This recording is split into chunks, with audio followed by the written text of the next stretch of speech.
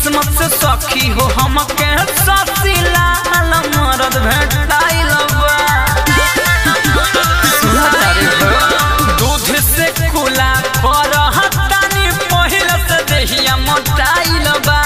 किस्मत से सखी हो हमके ससीला मरद भेटाइल बा। 12 महीना में 12 तरीका से भोजन करावेले भतारा। बड़ी मजा बा सखी।